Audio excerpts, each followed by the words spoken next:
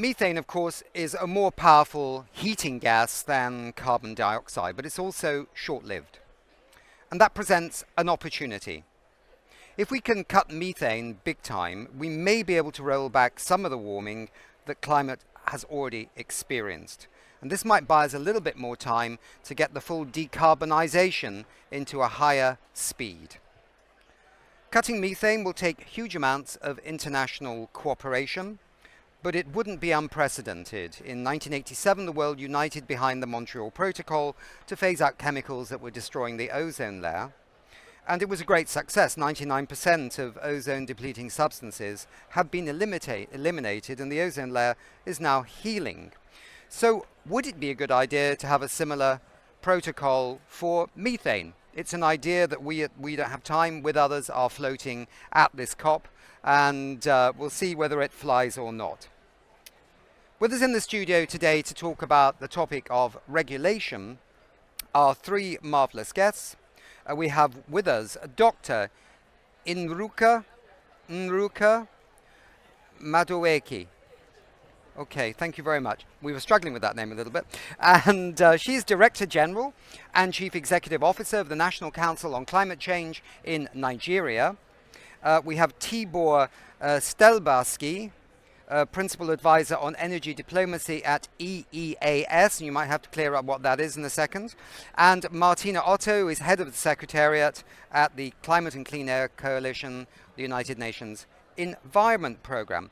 So let me just say briefly, we were expecting to have also the Canadian climate envoy, Catherine Stewart, with us, but the Minister for Environment of Canada has had to go back today. I don't know why. So Catherine is now basically having to do two jobs. So she will join the show actually on the 21st of November. But we wanted Canada on as well because they also have adopted regulations, and this is the important topic of today. Okay, first up, I'd like to introduce Tibor. And what does EES or EESS or whatever stand for? EEAS, the European External Action Service. Ah. This is one of the institutions of the EU. We tend to say that this is the Ministry of Foreign Affairs of the EU. But okay. in practice, this is really a service to all the institutions, European Commission, European Parliament, the Council President, European Council President, and the member states as well, to focusing on the external dimension, external relation of all the EU policies. Okay, I've got it. Thanks very much. It was a new one to me, but that one can't know every acronym, so that's fantastic. I'm just going to ask the tech team just to turn up the microphone here in the studio just a little bit of the guests so we can hear things a little bit clearer.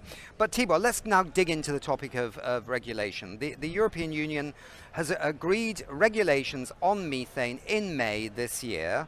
And whereas a country like Canada or Nigeria or the USA or even the host country here, Azerbaijan of COP29, are what you might call producers of fossil fuel products like methane, the EU is kind of overall more an importer. And so these regulations are a little bit different to say what Canada or the US has, right?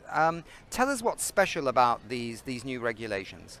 Yes, indeed. The starting point is that the EU is importing oil, gas, and also to some extent coal as well. So the domestic production is rather limited, not minor, but it's limited more, as you mentioned. Almost 90% of this energy supply is imported from third countries. So the philosophy of the regulation is that to have rules for the domestic producers and any actors in related to the gas and oil sector, but also extend this to the importers, so for third countries. Not so much to put a kind of target on emission reductions or something like this, but more first to create transparency in the oil and gas production, including the coal as well. How to do this? First, the regulation says that the producers within the EU, but also in third countries who are delivering to the EU, they need to provide data on the methane emission of the production. And based on this data, there will be a database in the European Commission, and it will be possible to establish country profiles that from methane emission point of view, what is the situation in different exporting countries. And then as a next step, in Europe, we have a very sophisticated monitoring, reporting, and validation, verification method, the so-called MRV. And this will be extended also from 2027 to importers as well. So they have to demonstrate that the producers, the exporters, they are subject the same MRV rules as it is within Europe. And as a next step, from 28, they also need to report the methane emission intensity. And from 2030, there will be a maximum level set by the European Commission on the methane emission intensity within the Europe and also for exporters. So as you see, it's not so much on a kind of restricting a target and then to force a target, because it's quite difficult in such a complex and diverse market like the oil and gas producers, but more to encourage them to share the data. If the data is there, then the market is transparent, and then the buyers, like the European Union, can decide to encourage and to move towards the cleaner and greener producers. So that's the aim, that it's using the power of the EU, that this is a buyer and a premium buyer in the world, encourage exporting countries to move into the direction that the methane emission is reducing over the time. Right. Stay with us, Tibor, because we can dig a little bit later in the second 15 minutes into that. So wonderful that we've got this fantastic lady here from Nigeria. And you are either working on or you have methane regulations. Tell us a little bit about this journey and what was the purpose of it. Yeah. It's good to be here and have this conversation.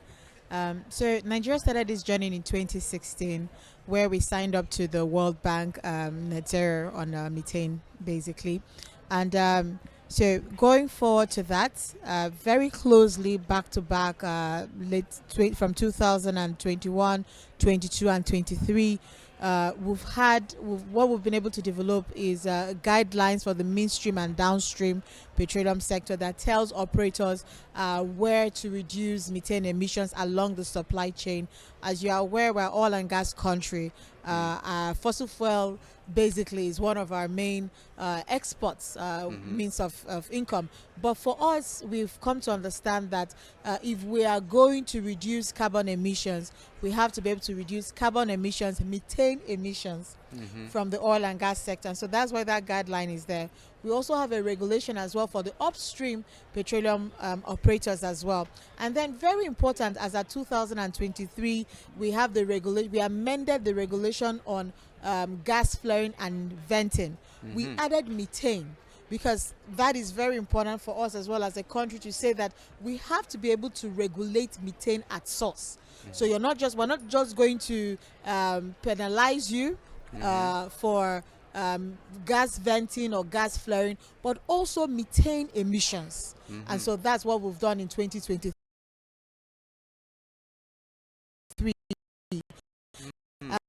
Going forward again, because we've come to understand that capacity building is very important. You have to build the capacity of the regulators to understand what they need to regulate, because you have the regulations, but like I've said to Martina, implementation is very crucial, right? It has to have a bite. So we have to train them to know this. So what we're doing in collaboration with UNEP and also CCAC and and the EU as well. We have a program called 9MERP. Basically, is a program that builds the capacity for the oil and gas, waste and agriculture, because oil and gas is not just the only place where you get the methane emissions. And then very recently as well, and we're very happy, Nigeria is very happy to be the country to announce this by CCAC, where you have the fossil fuel regulatory program to help design regulations for clean air. I know we're talking methane, but again, black carbon is very essential. Yes. And like I've shared as well, one of the issues challenges we're having is black carbon. So you have to bring this conversation. I'm happy we're having this dialogue. Fantastic. So just for the viewers out there, we've never on the shows talking about short-lived climate pollutants mentioned black carbon this week, but now it's on the table, and it's I know a little bit about it, but we'd have to talk about that over a good cup of coffee. But black carbon is a super pollutant as well, and also it's bad for your health, and it also drops on the ice when it goes around the world and melts the ice a bit faster. So it's another one that we all have to watch. Yeah, big time. Sorry, I don't know if it's okay to add, but I just wanted to say that why is it essential you talk about black carbon? You're talking about the health, yes, methane. You're also talking about the health of the people. That's the same thing again for methane. But again, for us as a country, there's a city called Port Harcourt. And I know I shared that very personal story. My family had to move from Port Harcourt to Lagos. Why? Because my nephews had to deal with the black carbon. You come to your house, and on the top of the table, you can just touch it, and it's black.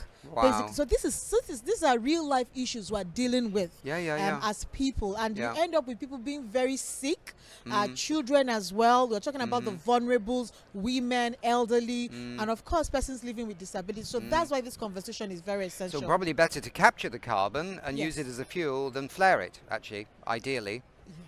Yes, interesting thought. All right, Martina, the United Nations Environment Programme's or the Climate and Clean Air Coalition, hosted by the United Nations Environment Programme, to get it technically correct, is working with other countries to try and build capacity and help draft regulations and guide and provide support. How many countries currently have you been or are you working on? Well, that's a really good question. Quite a few, because if you take it sector by sector, so we heard quite a bit about the fossil fuel side now, but obviously there's also regulation on waste, there's regulation on the agricultural sector. So we've been supporting quite a few. And if we talk about fossil fuels, we've had obviously the longer term support with Nigeria, but also Colombia, for example. We've done work with Mexico in the past, and we've set up this new fossil fuel regulatory program to really put the emphasis on the fact that regulation is critical to make sure that the companies that are involved in this are putting the resources into methane capture, so avoiding the venting, flaring, and leakage as a way forward, because other things give you more profit than capturing the methane, although it's a profitable activity, and that's where the regulation is so important and comes in. So that was the key signal to say this is important to have regulation. It will help 20 countries going forward on this, and we have the first cohort already, and that's Iraq, Kazakhstan, and Ghana. Right. Okay. Marvelous. So let's think about this a little bit more. I mean, I said this yesterday when we had, I think it was the United States State Department on. I did ask, actually, for some of our shows to have some representatives from the oil and gas industry join us, but although they were very friendly, they said it's all a bit too early for them right now. And I wonder whether it's because actually the monitoring of this methane is really ramping up right now, isn't it? With this methane sat, and there's also legions of NGOs with handheld ones that monitor methane leaks, and we heard it from a lady in Texas who does that. So we're moving into a new era of transparency, accountability perhaps on this topic. And are people now looking at the sums and saying, actually, we're now seeing a lot more methane than we thought. Okay, what do we do about this? Is that your sense that the industry is responding or is aware that it needs to do something, but it's maybe a bit shocked by the amount of methane that's actually coming out? Or how do we interpret this? I don't know. Yeah? Okay. I'll say that for us as a country, one of the things, again, that program is doing is, like I've said earlier, which is to train the regulators. And I'm happy to say this, right? you need to have investment to be able to get those technologies. And as an African country, we're saying bring that investment, give us that finance to help us to build those, to have that technology, to have those infrastructure that you need to be able to detect the methane. These are very expensive things, right? So the regulators on one hand, but how do you equip them? So that is a question I'm going to throw out. How do you equip them? So it's very necessary to equip. The oil companies will not give you those equipments. You have to have those equipments yourselves. And so, yes, we want to do this, but then can we get support to be able to do it and do it effectively? Right, good point. Maybe on the industry, as you, I think, also mentioned in your introductory words, that the bad news is that methane is much more harmful than, for example, the CO2. So it's really 20 times more harmful and cause almost 25% of all greenhouse gas problems in the world. The good news is that at least on the energy, this is relatively easily and relatively cheap way can be handled. And I think that's the industry which also recognize that if it's not just part of the whole business model that producing, exploring oil, gas, and then to sell it in the world, but to look at these leakages and monitoring the flaring and other activities, then it can be in relatively low cost or even no net cost handle this situation. So it can give a very good contribution from country or for the company side as well. That's why, for example, this OMGDP 2.0 is companies are ready to go for this because they see that this is, as we say, this is a kind of low-hanging fruit to do. That's why we think that it's so important to have the data and to have the monitoring, reporting and the verification, because if we know that what is the situation, then we can react on this and we can help also, we can, for example, to prevent the so-called super pollutant events when it's very suddenly a lot of methane is in the emitted, and if we have this system on the monitoring, then it can be much easier to prevent. And then the result will be that the methane emission will hopefully sooner than later will decrease indeed. Maybe if I can comment quickly on the companies, because I think back to the days when we started oil and gas methane partnership. So that's the OGMP. Now there's a 2.0. It's the second version, the evolution of it. But when we started it, it was really the idea to say, can we hold the companies more accountable? Can we ask them to actually detect where the leakages and so on are at the asset level? And we started with this methodology, that was 2014 or 2015. And we started with a handful, basically. And it's all the oil majors, because obviously there's a reputational risk as well, and that made them move. But they were very, very careful to get involved in it, because they said, well, once it's out, we have to do something about it. And only doing it for one asset doesn't suffice. We have to do it for all our assets. And there is a real issue behind it. And that was the oil majors. Now going to the national oil companies, that's yet a different story. And I think if we talk about the capacity, that's where the difference comes in as well. That's why we do make a bit of a distinction on it. Sorry, I just wanted to add, if you don't mind, that as you are aware as well, there's a UNEP Mars observatory anyway that gives a satellite overview of methane emissions. Yes. So that's also some of the things that we're using, sort of like a low-hanging fruit for us to be able to detect this. Yes, we may not have that capacity yet, but this is an instrument that has been given. It's free, you don't pay for it. And so we're also using that as well to help us to detect the levels of methane that we have before you then can now come on ground and put in place those measurement systems in the infrastructure itself and at the rigs and all that, which is very important. But again, when you have a combination of the satellite and the physical, you're able to get accurate readings. Yes. So that's where we're going to. Yeah, absolutely. And then there's this new one, Methane Sat, I think, which is what Environmental Defence Fund, New Zealand government, and blah, blah, blah. So things are really growing, aren't they? I wondered on the regulations whether there was already a sense of what is a good regulation. In other words, are there different regulations popping up all over the place, and then we end up with a kind of in English you say a dog's dinner of regulations, but I don't know how to explain that to anybody who's not English. But kind of messy, or is there some harmonization of these emerging regulations where everybody buys into some common standards? Otherwise, you get loopholes, right? That's the point. Yeah, well, there's loopholes, but there's also taking into account the different contexts, and obviously what we've seen with the EU saying, well, we're mostly an importer, so let's use market force that we have, our market power, and that's how that regulation came into play. If you look at the US with the Inflation Reduction Act, to put a price, a fee on methane, that was a way to drive things for a producing country. And there's a guidance out there and that we will use in the fossil fuel regulatory program by the IEA. Actually, there's a typology of what to look at. And there's a number of things, how to reduce the venting and flaring, the leakages and so on. And that's something we will use, but we will always have to take into account the context. On the EU regulations, I'm just curious, is it just oil and gas industry, these regulations, or do they cover other methane?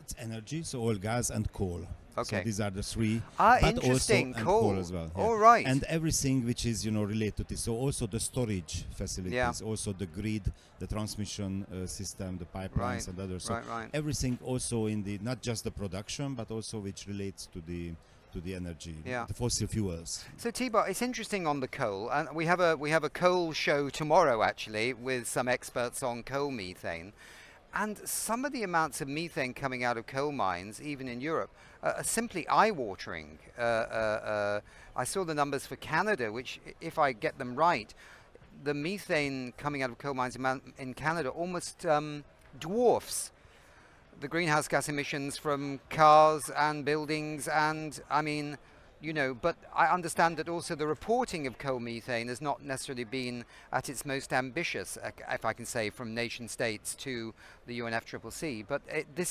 that's very interesting that you're looking at coal methane. I was going to ask you that specific question, but I made it broader. Yeah, no, it will be not part of it. So it will be the obligation the same for the coal mines to report.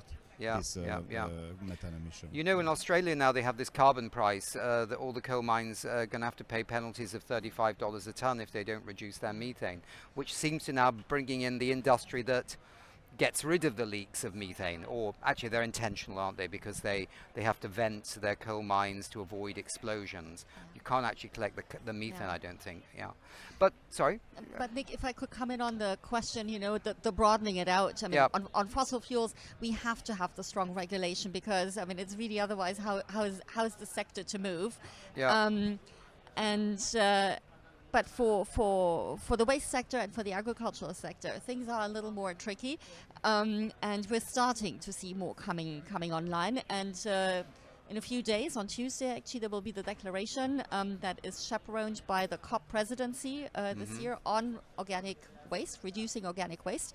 And one of the areas there will be a focus on regulation. So landfill regulation, how to go about that, regulation to reduce the organic waste to go into landfills in the first place.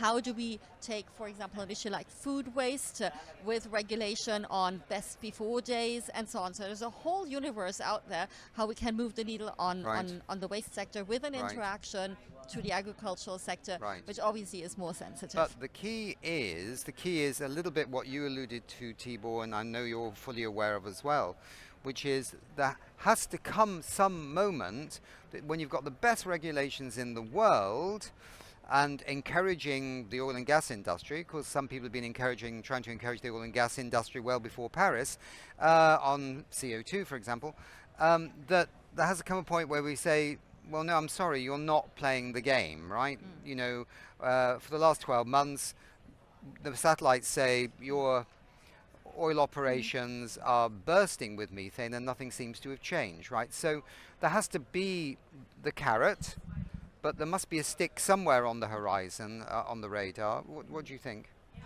What I was going to say is that, again, you have to balance it.